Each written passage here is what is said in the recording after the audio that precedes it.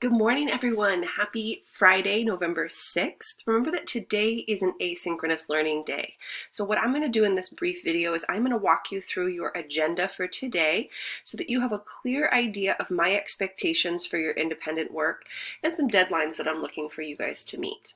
All right, now, first and foremost, before you get started on anything for English 11 asynchronously, your first priority is to ensure that you have very thoroughly read The Crucible through the end of Act 2 and that you have completed your post-reading quiz. Once again, we had a very significant number of the class overall not complete this quiz for whatever reason. So that must be your first priority here today, is to get that out of the way. In a couple of moments, I'm going to review the stats for those of you who did complete that quiz. Again, they're looking really solid for those of you who participated. Thank you so much.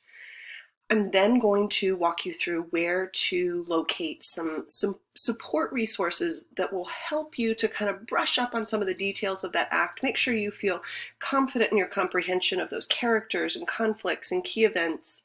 And then your first check-in for the day will be to post a Flipgrid recording to over Act 2 by a deadline of 2:30 p.m.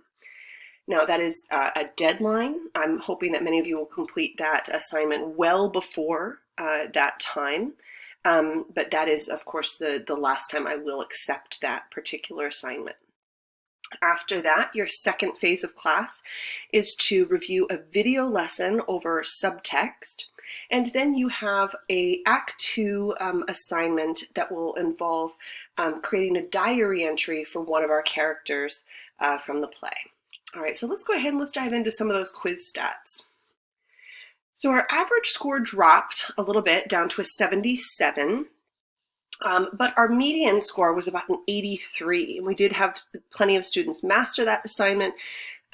So I would say that we're moving in a steady direction, but we definitely don't want to continue to slip further in our class average. So let's make sure that we're really trying to apply some careful and close reading strategies as we move through the remainder of the play.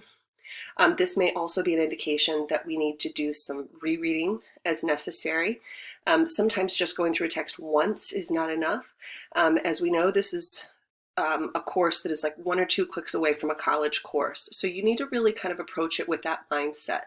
Rarely is reading a text once going to be sufficient for a college class, especially if you're expected to not just demonstrate your knowledge of the basic story, but to actually be able to critically analyze it as well. So let's make sure that we're really, really taking this reading seriously, and we are putting forth our very best effort to make sure that we are understanding this on a level that we can then discuss and analyze it together.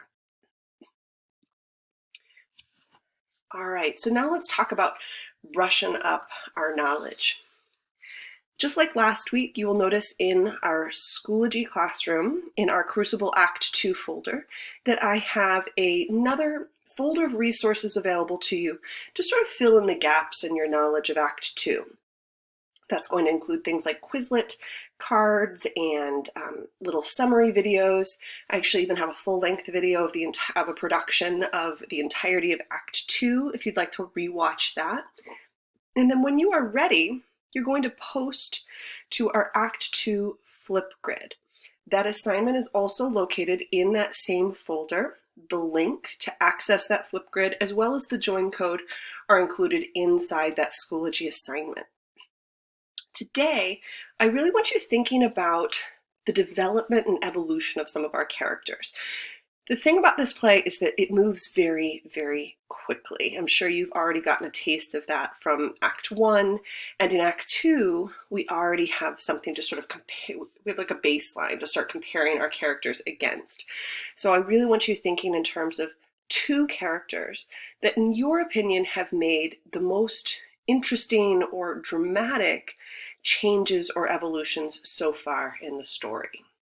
Please remember to post that video by 2:30 at the latest.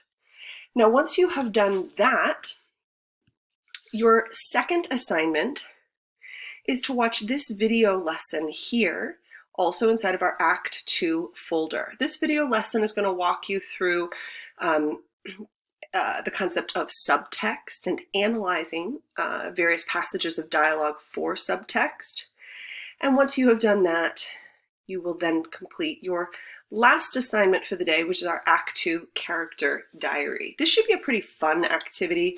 It's really going to kind of harness some of your creative impulses. You are actually going to write a diary entry or a letter from the perspective of one of your favorite characters and try to incorporate some of those unspoken thoughts and impulses that you may see sort of bubbling underneath the surface. All instructions for that assignment are clarified in this video. I will accept this assignment through Sunday evening, but again, if you're looking to get ahead and have no homework for the weekend, I definitely encourage you taking the big chunk of time that you have today to just knock that out of the way and get that submitted.